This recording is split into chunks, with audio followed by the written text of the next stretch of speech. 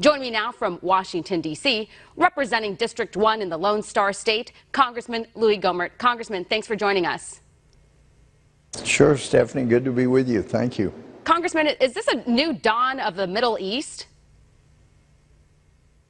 Well, this was a brilliant approach and one that I had not thought about. But when the Obama administration snubbed a number of our allies in the Middle East, in the Gulf states, as well as Israel, in order to do a deal with the lying, untrustworthy Iranians, the Iranian leadership, it turns out that created an opportunity for an honest broker, as this administration is being, to deal with Arab states in the Gulf states to get a deal like this done.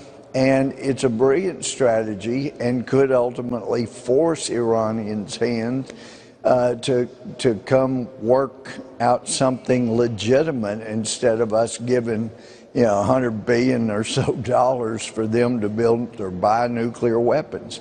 So this is a new day in the Middle East, and this is a huge deal. I'm sure the Nobel Prize folks would not want to help a Republican by giving them an award. They're much too liberal for that these days, but it's huge. Yeah, and you also have to appreciate the transparency, and as you pointed out, that $1 billion sent to Iran in the middle of the night that no one really knew about is pretty strange. House Speaker Nancy Pelosi, she isn't really too impressed over this peace deal, and we have video of it. Roll tape. We've been waiting for a very long time for the president's proposal for an Israeli-Palestinian peace agreement that honored the two-state solution. It was coming in 2 weeks, it was coming in 2 months, it was coming in 6 months. It still hasn't come in any way that has brought peace. So good for him for having a distraction on a day when the numbers of people who are affected and the numbers of people who are dying from this virus only increases. And that's coming from House Speaker Nancy Pelosi, of course, the woman who takes coronavirus very serious, so much so that she doesn't even wear a mask in a salon that was closed down, by the way. Right. And I want to give her credit where credit is due. She said all of what you just played with a straight face. And that really takes a lot of acting ability, because we saw 8 years of the Obama administration. So much of that, Pelosi had his ear and was trying to direct traffic.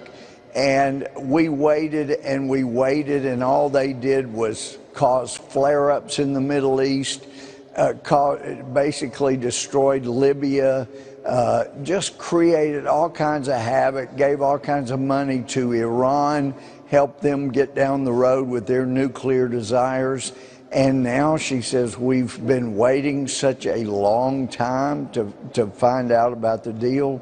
Well, this administration, President Trump, Mike Pompeo, I have my disagreements with how he's handling Afghanistan. I'm talking about Mike, but with this Middle East part, this is just brilliant. You don't go for the big deal all at once. You put enough pressure surrounding the Palestinians that they finally, once and for all, will either come to the table or have nothing to talk about. Congressman, I wanted to ask you about the coronavirus stimulus bill. House Speaker Nancy Pelosi also said that the House will stay in session until there's a breakthrough made on that. Have you heard anything? Is there relief coming soon for the American people? Well, and I'm so proud of the Trump administration on this. She has got so many outrageous demands, wanting to fund so many different things at such incredible levels that Democrats will be a one-party rule in the future. And I appreciate the Trump administration saying, no, this is about the coronavirus. This is about really the Chinese virus, because as we've just seen in the news, a Chinese Hong Kong reporter, and actually a doctor, speaks Mandarin, was there in Wuhan. She says it is the Chinese virus. And the Democrats still want to try to blame Trump for what the Chinese sent our way. So there is so much disingenuousness that is being said with a straight face. But this is serious, and people are suffering. And if the Speaker will just get realistic and quit being pulled so far towards socialism and Marxism, we could get a deal worked out. But just like she has fought to prevent any kind of infrastructure deal, even though both parties want it, because she doesn't want Trump to get the credit, she really doesn't want a deal. She'd rather have the issue to blame Trump for her greed and wanting to fund all these unfundable Democratic ideas. Yeah, Congressman, you talked about the latest news that we learned from the virologist, a whistleblower, yes, if you will. And we have video of her speaking on the Fox News show with Tucker Carlson. Roll tape.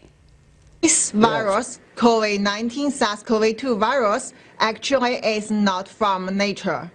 It is a man-made virus created in the lab based on the China military discovered and owned the very unique bat coronavirus, which cannot affect people, but after the modification becomes a very harmful virus at now. So I have evidence to show why they can do it, what they have done, how did they do it.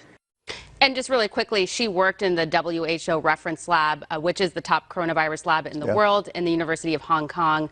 Right. So she's speaking out. You know, she was banned from Twitter today, too. I saw reports of that. It's kind of interesting. Look, I haven't been able to independently verify the claims that she's making, but there has been a lack of interest on where this virus came from. We know that, from what we know, that it started in China, and a lot of people do question whether or not it came from the so-called wet markets, if you will. But it is very interesting to hear what she has to say, and the lack of curiosity really bothers me.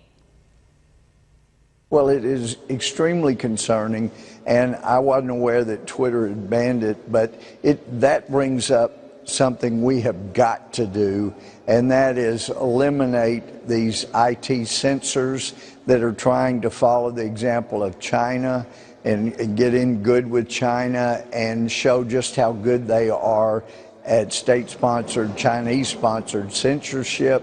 They don't want to do anything that offends China. They have more allegiance to China and Marxism than they do in this country where they got their origination. So it is time, and as one of them in one of our hearings said, you know, look, we just want to be treated like Fox News. And I said, and I want you to be. They can be sued, and we want you to be able to be sued.